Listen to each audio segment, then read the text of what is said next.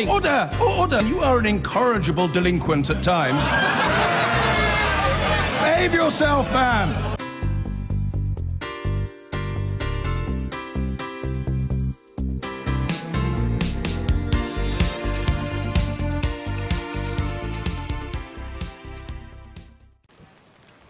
Good evening from Washington, which is reeling from an extraordinary public appearance from someone they hear much of but see very little. Jared Kushner is President Trump's senior advisor. He's also his son-in-law, husband of Ivanka. Well, today he was called to give evidence over 4 meetings he had with Russians before the election, meetings critics say could have interfered with the democratic process. Well, we'll be asking whether the sound and fury that surrounds Team Trump and Russia signifies nothing but rumour. Over in a corner here at the Senate, we're also hearing protests on health reform. That bill in its last stages may not get passed with certainty this week. We'll be talking about that in a second too. But first, the day as we saw it here.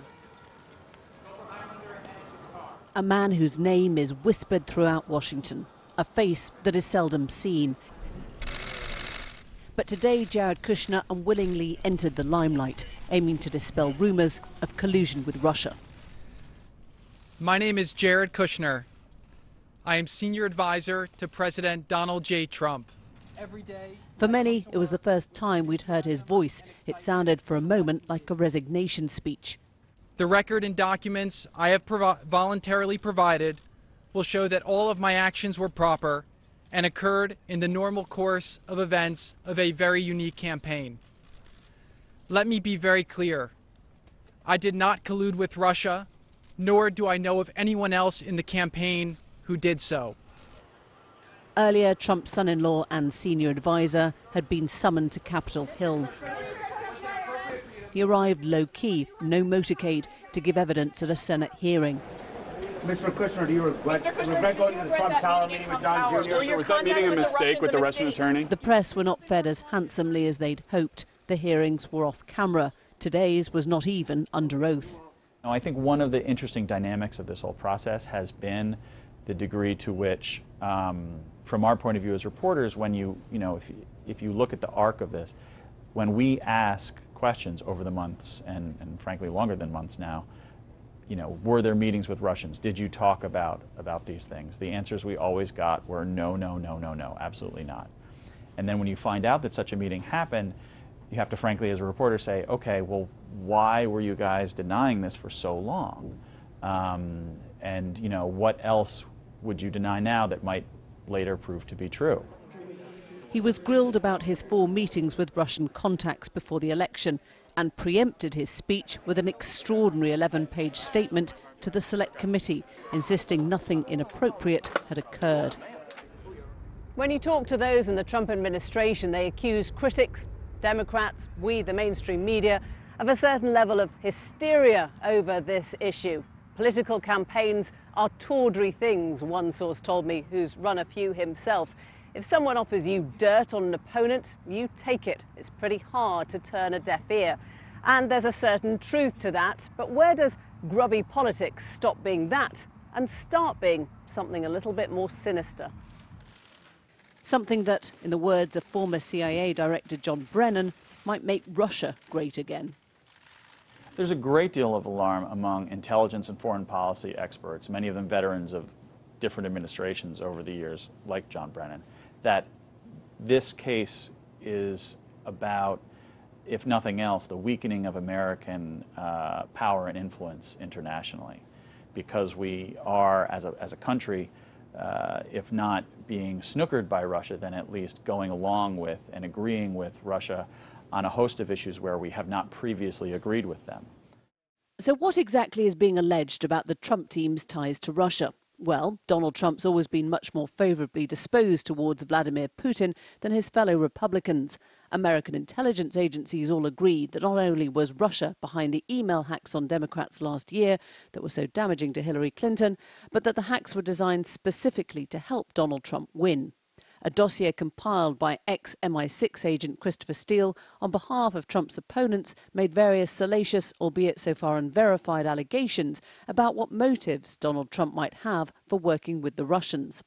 A number of Trump's closest advisers and relatives have been caught lying about or omitting to mention contacts they had with Russian officials or Russians with Kremlin links. President Trump's attitude to the investigation has also attracted scrutiny. He fired the FBI Director James Comey because of, in his words, the Russia thing. And he's been publicly critical of the team assembled by Robert Mueller, the special counsel tasked with investigating those Russia ties now.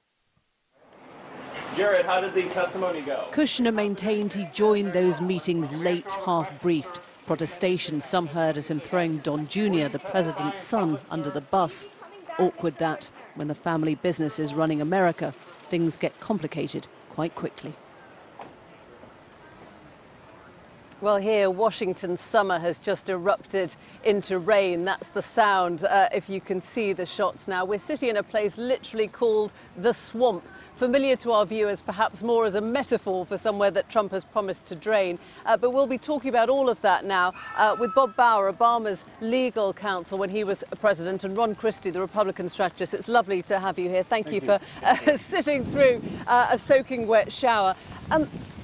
Jared Kushner, it's an extraordinary intervention that today when he had to come in front of the cameras because, of course, we hadn't seen him because the hearing was closed. And he made that point of saying this was basically sour grapes, that he won a good campaign, that Trump managed to do it, and anyone suggesting anything else was just sort of, you know, being bitter about it. He probably knows better. I mean, we recall just about 10 days ago now, we had the release of emails that indicated that there were conversations between people claiming to be emissaries of the Russian government and the Trump campaign about some collaboration toward the election of Mr. Trump to the presidency. So in the background here, there are some genuine questions, and Mr. Kushner understands that, I think. This is the trouble, isn't it, Ron, that actually there have been so many inconsistencies. You can call them lies, or you can certainly call them untruths. People saying they haven't had meetings that they now know they did. Why would you start to believe any of this? Well, good evening to you, Emily. I would say that Bob and I both understand, for having filled out those security clearance forms and having gone through contacts of foreign officials, you have to have a good sense of who you've spoken to and what you spoke about.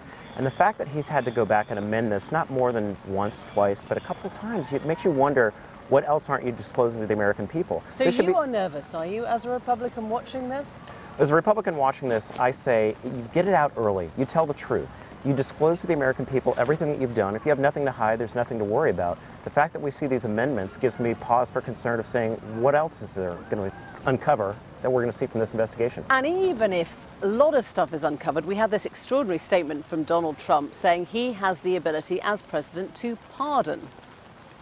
Yes, I mean, I don't know where he gets that idea. There's a significant disagreement about it. Certainly there is nothing to suggest that he's right. There is no precedent for... There is no precedent supporting that view, and there's some reason, very serious reason to doubt it. In any event, it's almost certainly a matter, if he chose a course like that, it's a matter that would go before our United States Supreme Court, and I don't know that he'd be very happy with the outcome. So has a meeting, if it's taken place, been illegal? I mean, why are we talking about this in terms of collusion? Because many Republicans will say these were full meetings that were had in good faith by anyone trying to work out if there was dirt on their opponent. What's wrong with that? Well, let's take the meeting in June in Trump Tower that was arranged by Donald Trump Jr. He'd received an email from an emissary for Russians saying that they wanted to help their government support Donald Trump, and they came from Moscow for the purpose of having that conversation. So right there, you have fundamentally a question under our law which prohibits campaigns from soliciting supports from foreign nationals, and it prohibits foreign nationals from providing support to American political campaigns. This must make you feel uneasy, Ron, when you wonder, as you've just said, how much more stuff there is to come out. I mean, the bigger question is how long the Republican Party and loyal supporters such as yourself can just stand back and find excuses or ways to explain away what's going on. Well, as a lawyer, I look at this and say a meeting does not collusion make. I mean, you definitely have to have a sustained campaign, a sustained effort to get something of value from a foreign source. And at this juncture, Emily, we haven't seen that yet. But I will say this. There are a lot of people in this building behind us who are Republicans who are very nervous, who are from very swing districts, who are going to say, at what juncture do we cut the cord with the president and run more independent of him and run for our re-election than stick with this administration? And that's coming very, very quickly. I look at September at the latest that you're going to see a lot of Republicans flee from this administration. Really? Yes. Just go? Just go. Now, if you're hearing cheering and whoops off camera, we should explain it's because there's actually a protest about the healthcare bill that Donald Trump is trying to pass this week. Mike Pence has just driven in a big motor cavalcade there to, as Ron suggested, bully some of the senators into going his way. A lot of that's been forgotten in all this talk of Russia. Do you think that that will be something that he manages to get through? What's your sense of this? It doesn't appear that there is any unified Republican support for any alternative to the health care bill that was passed in the Obama administration. Senator McConnell and Speaker Ryan have tried every which way to find that common ground, and it's just not there. And in part it's because the Republican electoral constituency is not comfortable with having the health care provided under the previous statute withdrawn from.